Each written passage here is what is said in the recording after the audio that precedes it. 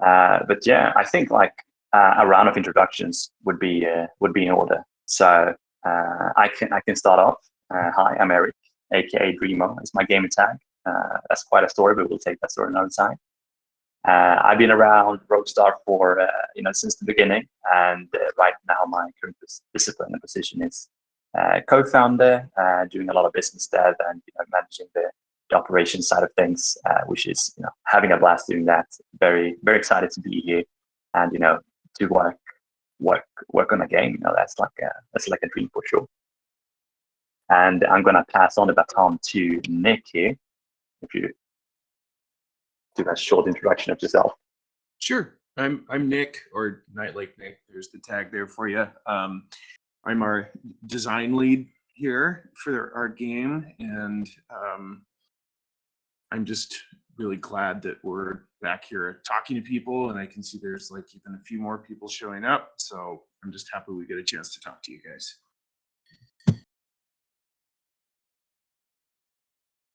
Nice. And as our weekly meetings, Nick, like pass on who's next, who's that? Let's give it to Dan then. All right, 50-50 lands on me, huh? So yeah, no one knows me here, I'm sure, but yeah, hi, my name is Dan, nickname of King Lord. Again, a little bit of a story there we can go into sometime, but been around hanging with me since the very early days. In any case, pretty much kind of I guess you could say the brainchild for this thing kind of getting started. I mostly focus on the game dev, specifically like engineering and technical side of things. So I've been doing games for the better part of 20 years at this point, across a whole bunch of different companies, consoles, platforms, yada yada yada. But yeah, Roguestar's basically been a game that I've wanted someone to make ever since I played Privateer for the first time. No one decided to do that. Some people made some arguably poor attempts, I guess I could say. Maybe that's all right to say. But anyways, that's why we're here. That's why I'm here, doing everything I can to get Roguestar built and make sure it's a lot of fun for everybody to play, and just doing whatever it takes to make that happen. That's the LDR. So that's gonna be me. Mr. Turbo Sushi, do you wanna take the baton here? Hey everybody. I've been lurking on these events in the audience more often than not, but here I am. I'm Scott. On Roguestar, I'm currently doing development producer work. Had been juggling that with Dreamo, and then took over as much of that as I could, and may end up giving it back. We'll see. But I originally joined the project to do localization when we thought that our publishing plans would most benefit from having an internal loc producer, full-time or dedicated. And that may yet come to pass. We'll see. But until then, I know a lot of things that I need as localization producer, or that a publishing partner would want from us in terms of how assets are organized and understandable, so that we can put the game into other languages. Even if we were to still publish ourselves, we'd still want these things. And so I work closely with the other devs to make sure that we're ready to go in other languages when the time is right. Fantastic. Thank you, guys. Thank you. Yeah, always good to have a general picture of like who we're who we're interacting with, I guess, as an audience. But there's I'm just gonna kick it off. I'll be the one like pulling the strings this hour here that we're here gathered together, everyone. But I'm gonna just start off with the first topic, which is call sign games. I know we mentioned call sign games a couple of times, especially in our recent development update post that we did like a month ago, maybe a little bit longer. But I would like to ask Daniel specifically, and anyone else that wants to chip in on that, like what is and who is call sign games? Yeah, sure. So call sign games, even if you weren't familiar with it, I guess has been around on Roguestar since the very, very beginning. And basically, if you want to think of things in a more traditional kind of like developer publisher standpoint, call sign games has been the development arm on the Roguestar project since day one. So that's me. It's also a company that I've been using for my own kind of consulting and things like that for the Games Institute for a while. And the intent there was for us to expand out with Roguestar to build the game and take care of all the technical live ops, pretty much everything outside of publishing and marketing. And so that's what Callsign is. And it's also what has been continuing to work on Roguestar, admittedly, to some extent, fairly behind the scenes, since everything has been going on here. But yeah, basically, we're just the developer as a company. It's the developer for Roguestar, and it is now the company that basically has Roguestar, for lack of any better terms. But we technically always had it. I won't go into all the silly legal details and stuff like that. But it's our baby, always has been, always will be. And we will be the company that has been continuing to drive development on that. And we've just been, as you can tell from some of the roles and things that we've been talking about here, we've been shifting around a little bit on the Callsign side to basically make up for some of the gaps and things that we do not have or did not have in place at the moment. So that's my TLDR there. No, yeah, no, I think it's just good to put some words into that, like what Callsign Games, just for people not being familiarized with that studio name, and also like important to touch a little bit on. I think I'm gonna talk about like is the change of leadership as well. That's been like it's always time consuming doing like company reforms, and like you mentioned a little bit, Dan, like Callsign Games has always been around, but I'm not sure how to separate it in a very simple term without going into super much details. But we had a business arm and then the studio arm. But the TLDR is that the Callsign Studios is just keeping full charge of the game development and everything else around it. So like change of leadership, what does that mean? Nick, would you mind just touching very shortly on that? Like what did that look like? Who's in charge of Callsign? Sure. Well, Callsign, as Dan said, Callsign Games has been around for a long time. But who you see here on the stage we have joined Callsign Games, and we've done so with a commitment to continue to make Roguestar. It's just a project that ends up meaning a lot to us as a game, and so we have, I guess I would say, a commitment to this game, and love working together as a team. So Callsign is ends up being the platform for which we'll make Roguestar, and in the future potentially other projects as well. I think that's a very good answer, and I think that's a good way into like what our vision for Roguestar is. Leading on after this, everything that's been going on with the business side of things. So, what is? I'm gonna direct this into a little bit more towards Dan. Since this is Roguestar was an idea that came from him to start with. So, Daniel, what is the vision for Roguestar right now with this new studio, or like with Callsign Games in charge? Sure. So the vision on our side, I guess, or what is the side now, I suppose, has always been the same in that we're here to make a great game, right? And then how that gets basically monetized, or what the business wrapper is around that, is probably what has shifted a little bit with some of this leadership change. So ultimately, we're just doubling down on what we've been here to do since day one, which is to make a great game. And so what that means for us is, how do we, in the current environment, all that stuff, how do we do that effectively, and what does that look like? And we're not blind to all the things that are going on, right? And I think that's what has informed kind of our approach with this and what that means for us in terms of the vision, which is essentially to continue to work on this title and to get it launched.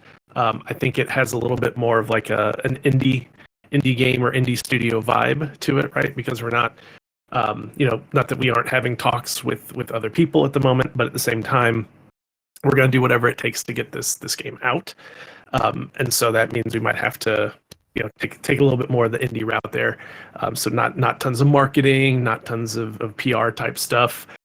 Just having a really, really good core game, get some good word of mouth going, really activate a bunch of communities that care that care deeply about the product that we're making. So really, really focusing on the player and the customer, and seeing where we go with that. So I think I don't want to bleed into other things because I know we're going to talk about some other stuff like Web3 and things like that.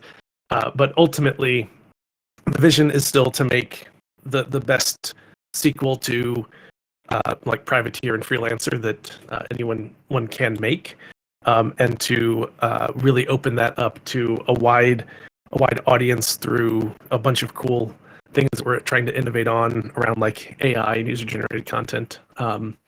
And that's and that's what we're here to do. So that's a great answer. And I think it also might talked about how like we are gamers. It's not there's no like nothing is staged when Scott said that he played games this weekend. Like we are here because we love games, and like Dan also mentioned, like we we're building this out of passion because we believe there's something missing out there, especially like for the communities that are in love with Privateer and Freelance and all these other like classic, like very beloved games. And we think we know how to do it. So it's just like out of passion that we're doing this really. But also like something that's good to mention, like how we can differentiate ourselves from other competition out there like that. So like we're not blind on to what is going on. But Nick, would you like to like just touch point on what makes Roguestar unique and how we like differ from the competition out there? Yeah, I think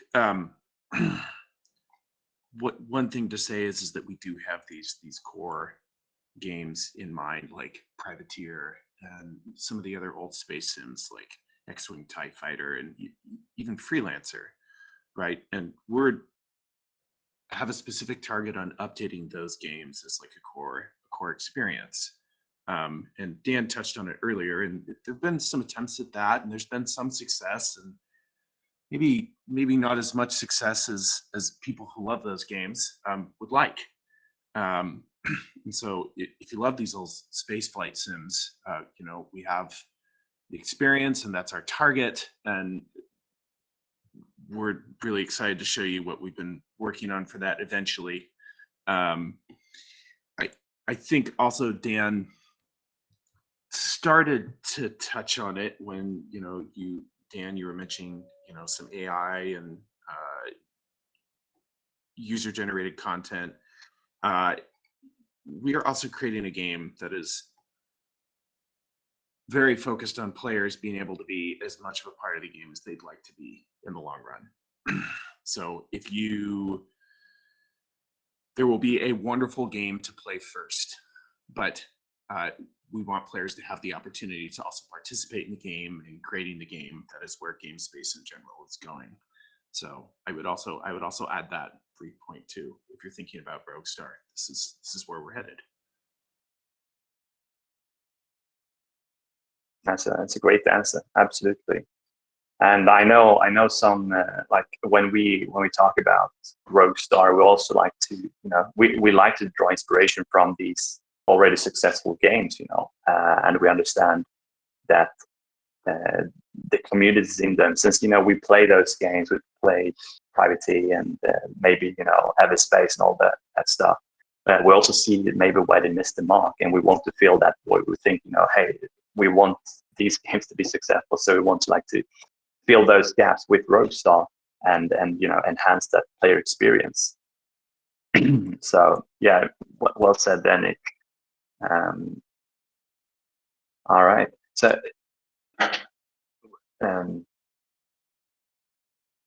I lost the English word. Never mind. That's just me being me. All right. So let's say here. So what is when we talk about Roguestar? What would if we go a little bit deeper into the gameplay and how the game should feel or feels like? What is the feel of actually playing Roguestar? I know some people in here has had a taste of it playing our demos, but I think it would be just good to touch point on that a little bit. Is anyone up for grabs to that question? Could you repeat the question? Yeah. So how does Roguestar feel when playing it as a player? Like what is it a simulator or what kind of game are we talking about? Gotcha. Well, one way to address this is to talk about like some more modern like spaceflight games, right? Like we certainly will have some things in common with EVE Online, right? We're talking about a small multiplayer experience game here. We're talking about flying around in ships, and the ships all have their own like characters and personalities, just like any action role-playing game would, even when you're out of the spaceship, right? If you played. So you've got teams of people working together in classic action role-playing settings. As far as the actual feel of the game itself, I think, and I'm probably teasing a little bit. I hope it doesn't sound like trolling, but you'll have to play the game, right? But we do have like we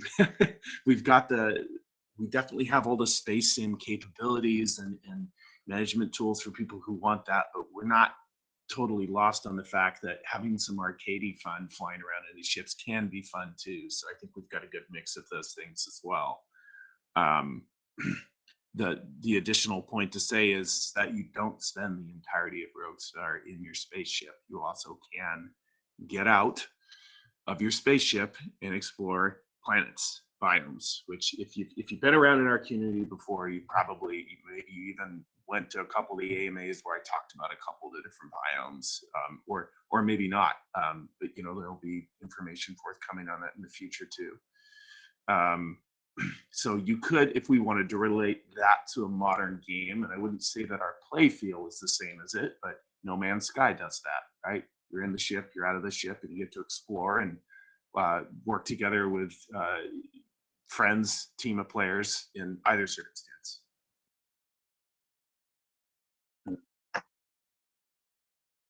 All right. Thank you, Nick. Thank you. Yeah. I'm gonna jump in. I'm not sure you're not there, but Do it. I won't be as cagey. Basically, if anyone played the most recent Squadrons, if you could take that and just make it more like X-Wing versus TIE Fighter, like it should have been, that's where we're trying to land. And I'll just say that. That's fair. I agree with that. All right, that's a good one. I take it. All right. So I think we're just gonna change focus, still on the vision of Roguestar, but also like more the technical part. And I think this is very important topic to touch point on, and it's the Web3 technology aspect of the game. Like you guys know, we are like, there's no hiding that the team is behind the technology. Like we love and really understand that, blockchain as a database and what that can bring to the table in terms of the game. There's so many possibilities there. So you guys have seen that, how we talk, we think, having that the technology in the game is, we think that can bring more cool features to the players, where, especially in terms of ownership, and how they can trade and gather loot in between, parties or friends and stuff like it's the core there is just how the ownership aspect of it gets highlighted, if that makes sense. Maybe I'm too careful in how I say stuff here, but it's really bringing back the ownership aspect back to the players playing the game. And I think that was lost I know Dan has spoken about this several times. Like that kind of sense of ownership was lost when everything became digitalized. Like trading cards, we bought Pokemon cards we could trade out with friends at the kindergarten or wherever you traded your Pokemon cards, at the Pokemon store. And there was like you own the card, etc., etc. But when everything became digitalized, everything got funneled down to the business, like to the entity that owned that IP or everything like that. So what we want to do and what we see is possible is just open that up with technology. And I think that's what we're trying to do. Dan, I know you have great stuff to say about that. Would you like to touch a little about the Web3 aspect as well? In case I missed anything. No, I think you covered all the major points. I think for me, and I'm being honest here, the reason I actually got back into gaming as an industry, video games, not gambling, was after I got pretty burned out. I just didn't see a real like tipping point moment for the industry as a whole at the time. And I think because the big last one for me was around the whole free-to-play movement that was around 2009 or so. And then when Web3 grew up a little bit and came along, I really see there as being another tipping point here for the industry as a whole. And I think it can go one of several ways, right? It really is kind of balanced at the moment, kind of on an edge. And I want to see players win. Like when that finally tips and it falls, like I want that to fall in the player's favor. And that is not going to happen without some serious effort and, without good actors driving that forward. And I think if in lieu of that, then I think it will very easily fall on the other side, which I don't think anyone wants us to see. And then everyone with their doom and gloom of like, oh, we told you this was going to be terrible, will just stand there and point about how right they were when they wouldn't actually help us push it in the right direction, right? And so, and I'm not just saying this because we're in our wonderful Web3 rooted Discord here, but I've been asked several times by people, it's like, would you do this game without the blockchain? And my answer to them has basically been, if you give me enough money to build something that is basically a blockchain, I will not call it a blockchain, and we'll use that, right? But basically, no, right? That's a huge part of what we're doing here. And we want to use it for good reasons. And we just have to figure out how to do that without scaring away investors, publishers, and all these other people that are in the traditional space. And we might talk about this a little bit later too. Sorry if I'm jumping, but like we did go to GDC. We did go to GDC, right? And you all might be surprised, like how many traditional people in that space, as soon as you mention Web3 and blockchain, they will find any reason they can to disengage from that conversation, right, as quickly as possible, right? And there were a few individuals, more than one, who even said, we saw you were like a blockchain or had blockchain tech here, but we really like the game, and so we want to talk to you anyway, right? We'll make an exception for you, right? And that's just the traditional side of things, right? And you can argue about them being, blind or wrong or whatever. But these are the people that care about games, and these are the people that at their core care about gamers, right? And so it's important for us to really understand that. So I think that the TLDR that I'd like everyone to take away from today is that with Roguestar, right, you're going to be getting the stuff that matters, right, from Web3, in my opinion, which is stuff around player ownership, the ability for you to do what you want to with the stuff that you either get from the game as a reward or that you craft, being able to trade those, being able to sell them to other, like you do what you want to with it, right? It's yours. That's always been at the core of this. That's not going to go away, but we may have to package it, especially in the public eye, a little bit softer, right? We're not going to be running it out saying how we're a Web3 game and a Web3 title, right? But we can say things like we're this cool new indie game that has a real focus on player economy, right, and player ownership, and it lets you do things like, I won't go into all the details, but it allows us to do some cool things with how we even construct like our server architecture and things like that, and allowing widespread things where players don't always have to be the same place at the same time or all playing on the same server and some other cool stuff. So It's there. It will be there. We have a lot of it already working anyway, so I'd feel bad to rip a lot of that out, if I'm being honest. But yeah, it's not evil. It's not all doom and gloom. But we've been having some very, very practical conversations with a lot of other people in this space. And I think once all the drama dies down a bit and you can look at the blockchain for what it kind of really is from a gaming or a company perspective, which is a not without fault but very secure database, then it certainly has applications within the gaming sector, and we're going to use those to the best of our ability. I think that's very well said, and I like I hear Daniel being passionate and transparent there in what he's saying. I think we see the potential in what the technology can bring to the table, but also something I would like to touch on is that the narrative that is surrounded by Web3 right now, and that this is just me being honest and blunt, like the narrative right now isn't capable to talk or like to impress the core gamers, and that is the unfortunate reality right now. Like there's so much speculation around Web3, NFTs, tokens that is just at the moment harming the game industry and the technology at its core.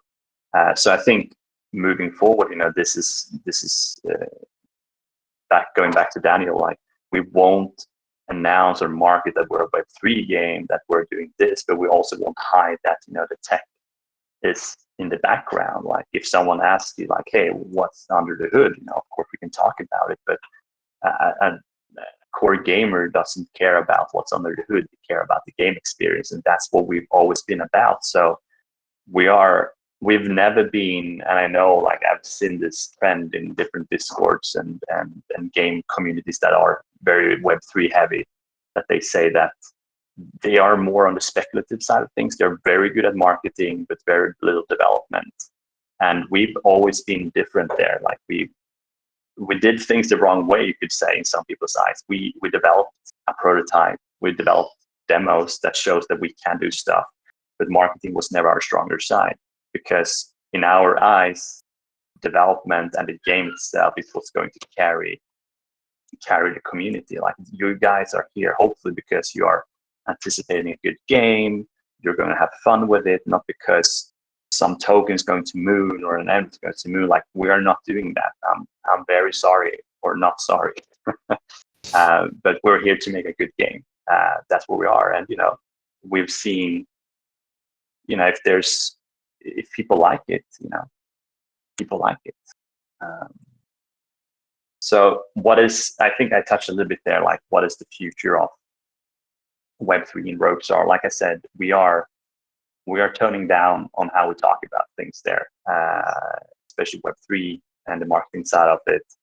But we still love the tech, and it needs to make sense, because in our eyes, tech is there because we want to lift up the player that plays the game. We want to give the control back to the players that we've seen been sipping out from all these other AAA titles and other games coming out. But that also goes for like partnerships and other like business relationships. Like we have good connections within the Web3 space, if you would like to call so. But at the same time, like that's not what players want. So I know there was a question around like, how are you guys going to make sure traditional gamers like your game? And in our opinion, it's just we're gonna make a great game and stop talking about Web3 and all that stuff. Like that is there. Don't worry about it. We're making a good game. So I think what is important, like to mention, like you guys saw last year, we teamed up with Immutable, and we like those guys. We're still friends with them. We have a good relationship, but we're not working with them anymore, just because of that part that, if core gamers see that you're a Web3 game, like we're not hiding it, but it will be a hard sell. And like we talk to a lot of publishers, investors, like to say like, well, if you're having Web3 in your name or like anything like that, that will be a hard sell to core gamers. And we are gamers, we know those communities, so that's what we've chosen the road forward to not be like marketing the game that way, if it makes sense. If someone wants to fill me in there, like go ahead. might have missed something in my small spiel.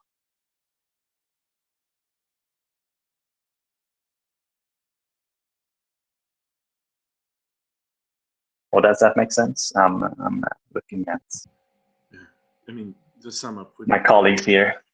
The sum up would be to say, we're making a game, and we see some value, some real value in the tech that's available here for players. And the reason that that's high value to us is because it's valuable to players, and we're excited to use it. That's great. So yeah, highlight like speculative play. We've never been a speculative play like Web3. Like, yes, the tech is there, we support it, but game first, as always. We never said anything else. So that's the road forward with that. But let's talk about something that is a little bit more exciting, and that is like the game development, like where we are with that, how that is looking, and also the feedback that we got from GDC. We talked a little about it with some people that were going to GDC in the Discord. Some of you might have seen it, but I know I was there with Scott and Nick. So Nick, what would you say like the overall like how did people react to when they played our latest build?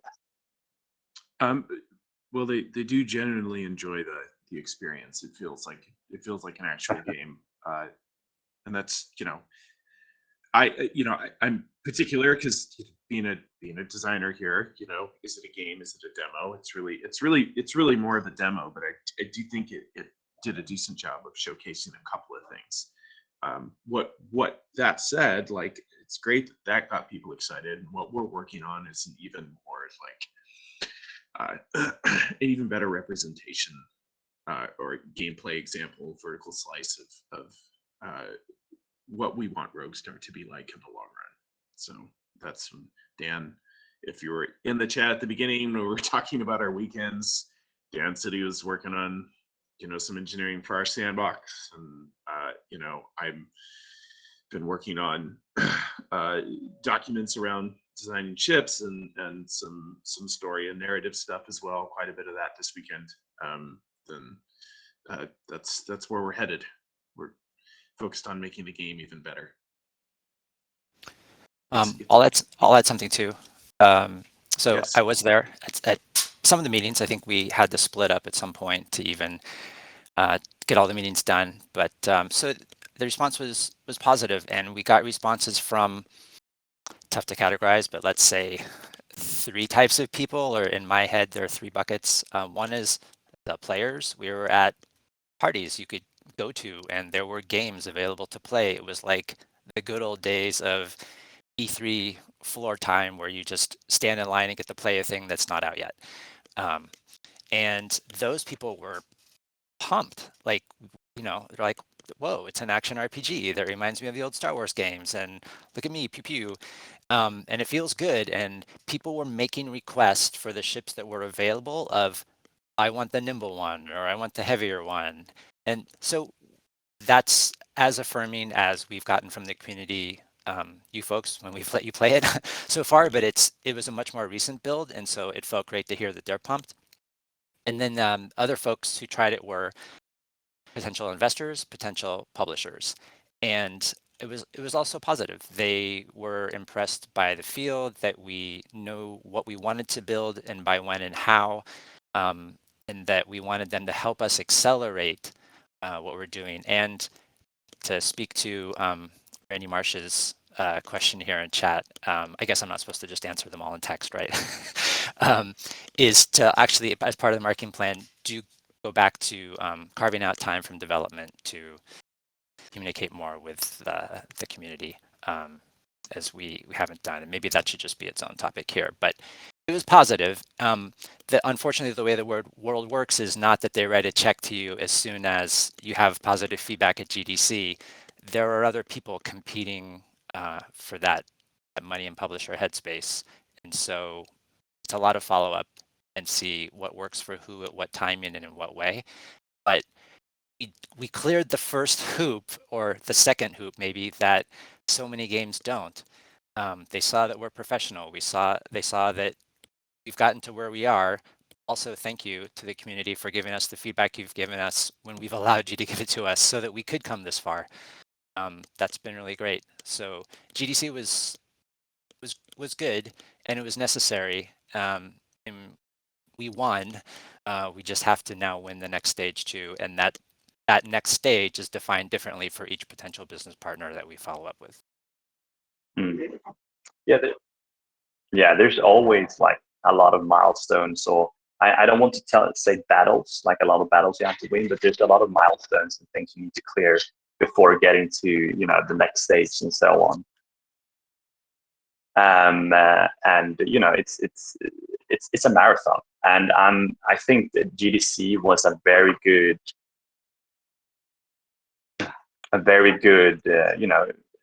moral boost for the entire team. It was super motivating being there, meeting like fellow, how do you say it, fellow game industry, leaders and developers. It was very, very nice. So, a huge moral boost, positive outcome, and excited just to be able to show the game to, people that love games and getting good feedback. It was a little bit sad that Danny wasn't able to be there, but he can't be everywhere. He gave a great report from home, his office, when we needed it. So he definitely a lifesaver there.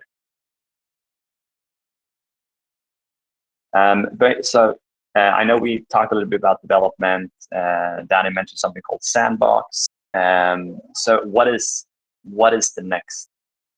Like, can we tell them anything about like next steps for Roguestar? Like, we mentioned indie studio, and like, what is the next phase for Roguestar? How are things going to move forward from here? Like we've said, like we're still alive, we're here, we're making developments, progress. But what can be, expected from us a midterm future? And I think timeline, we should refrain from mentioning timelines, but at least how is development going to look like moving forward. Sure. I'm going to. Yeah, I was about to say that. I was going to say I'm not. I felt the laser light on my forehead. So. It's going forward. But no. So yeah, the TLDR there is that we've done two things that I think really kind of matter for this. One is we've taken a real deep dive on core audience, or what we like to define as the core audience for Roguestar.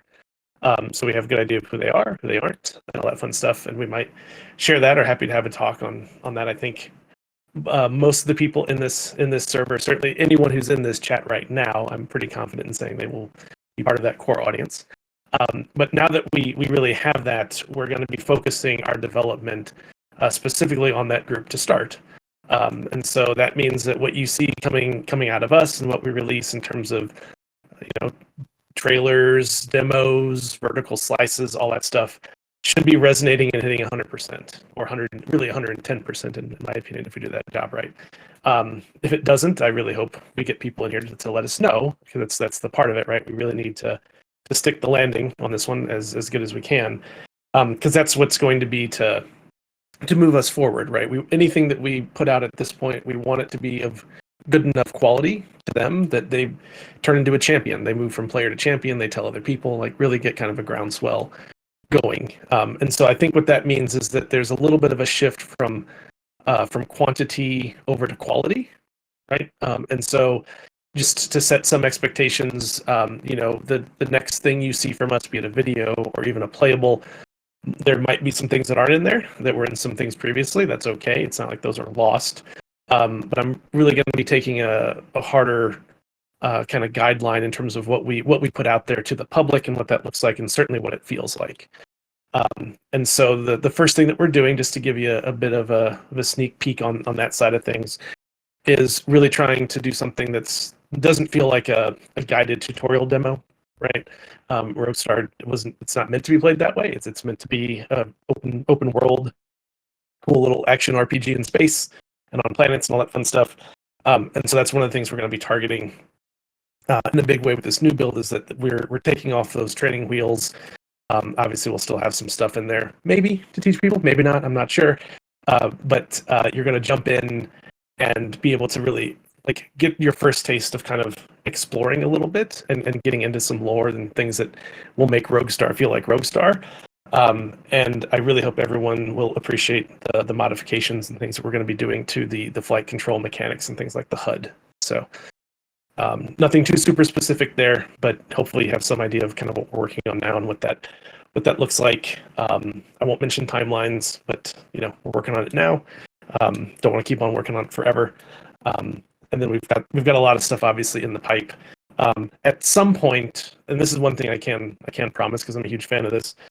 Since we're able to do a little bit more consistent agile development with the team that we have, we will be doing, I don't know when this will come out, but at some point we will do kind of like a little public roadmap, with what we're working on.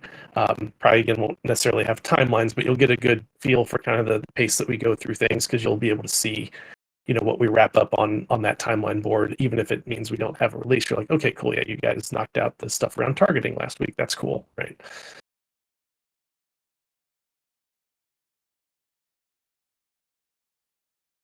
If anyone wants to add to that, it would have to be Nick. So I do think you covered the general premise, but I'll say something just because, like, if we're talking about developing the game and I'm on the design side, I got to say something here. And I'm gonna go back to a couple things I said before too, but I think if we're not reading it clearly, like, before before GDC even, it's like, well, if you're going to go to GDC and if you're going to talk to investors and try to fundraise, you're making a demo to some degree. And what I will say is that while demos are always a representation of a game to a degree, what we are now doing is going full forward on really showing what we're going to try to show to the best of our ability is what we want Roguestar to be as a game. So without training wheels off, moving full forward on, like Dan's talking about, having HUD systems. And I'll also have to refrain from getting super specific, but making the game feel much more like those classic space sims and giving it like a really fun, giving all the shift personality, having some narrative and story in there that gives the demo more personality, and some tone that I think people will appreciate, really making it a full game experience. And of course, the first slice of the game that comes out will obviously not be anywhere near the length of a full game. It will be a very small, contained play experience, but it will have many of the elements that we want in there, in a more polished way, as we move forward, more and more polished.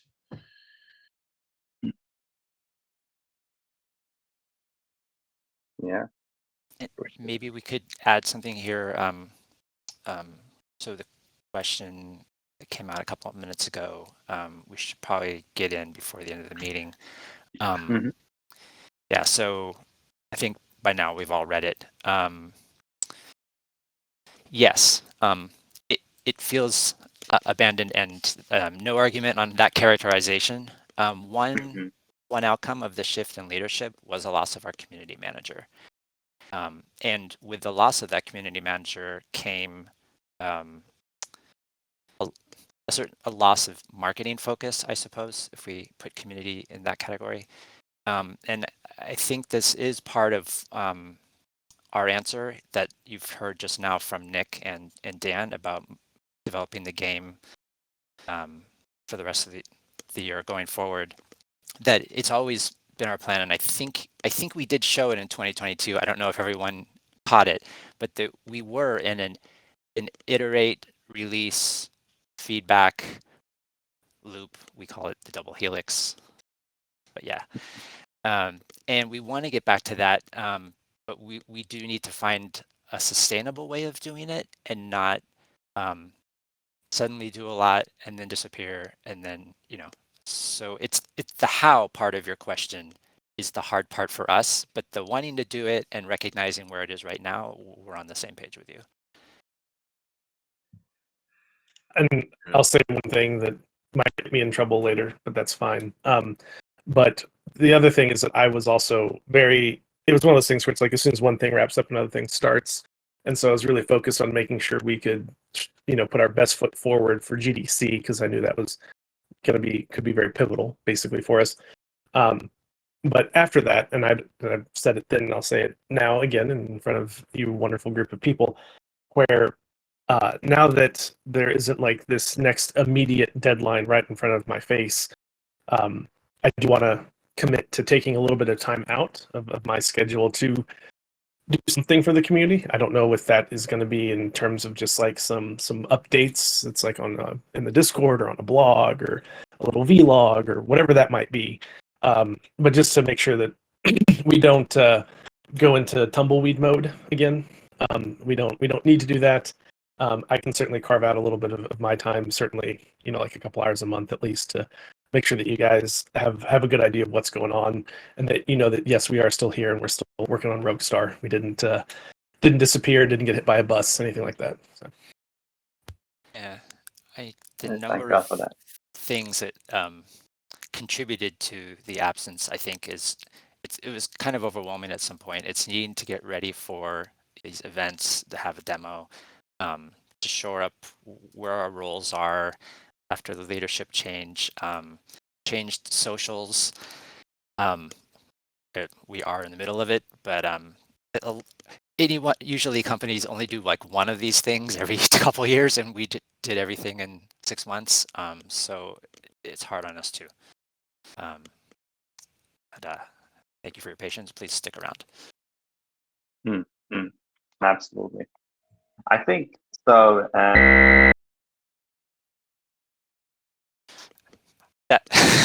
I've been buzzed off the show. Sorry, Scott. That answer was inappropriate. I was like, no, what happened? All right. No, so I think, if you guys, I think we can open up for that. I know we said, like, we won't take any questions during this AMA, like, we want everything to be funneled through the form. But I think looking at the form that we sent out and what we mentioned on, like, covered on this, update, everything should have been answered. But, if there's any, like, questions you guys might have right now, I think we can spare, the remaining time of this update session to answer those. So we'll give it a couple of minutes, see if there's anything that's super burning. I also noted, I don't know if this Discord stage had that before, but this small chat thing that is right here, that is pretty cool. Oh, look at that, Nick. Camera works right at the end, finally, too. Oh, yeah. Wow. Nick crafted a camera. Sure. How convenient. End of the AMA, or like the update. Oh. But I did manage to get my camera on. I'm a real human being. It looks crisp, though. I have to say, it's not like fiddling with camera settings in the background, trying to get it to work. I did change a couple things on it. So, well, whatever you did, it was pretty good. It's pretty good. It looks good. Also, I'm very glad that Randy said like privateer was sweet. Like, that always makes me happy. That was at GDC when people say like, yeah, I love freelance. I'm like, yes, let's go. That was always nice. And by the way, we're sitting at home, like focused in front of our computers. That's not necessarily the way people consume dev streams. I know I've been in supermarkets lots of times and listening in the car and stuff. So maybe they have a question and they can't get to us now, but where could they find us later with questions? Are you pointing at me? Oh, yeah, duh. You're pointing at Nick. I'm pointing at the community. Oh, I'm pointing at the server itself on my left screen. Right. Yeah. So we've got, I think we're actually still also not done with our channel reorganization. Very slow moving vehicle, but we are checking. So if you are hearing this but can't respond, or you realize later you wanted to ask something, please just type it up and put it in the community server and find it. This is very Web3 as well. I don't know if anyone had this that didn't even bother typing it or whatever too, but in case you need to tell anyone, we're not ignorant of everything going on with staking. We've heard some stuff there. I think Potato gave an update a little bit ago. I don't have a date for you all yet on terms of when that will be fixed, but what I can say is I will have a date for you this week when it will be fixed. So I don't know if it'll be this week or not, but I'll at least have a date so you guys know when the staking will be fixed. We will fix that. So yeah, just want to get that out there. A good thing you caught that, mate. Yeah, it's been a hot topic for sure. Yeah, I think we'll end it there. And like Scott said, if there are any questions, hit us up in the general canteen in the meanwhile, and we'll do the best we can to answer those. And I just want to underline that I highly appreciate you guys for showing up. Like we've said it before, and maybe in action, we haven't shown it as much in action, but without community, we're nothing. So really appreciate that. Thank you so much. I see some familiar faces down here, so very appreciative. Thank you for sticking around with us, and looking forward for you guys to play what we're developing.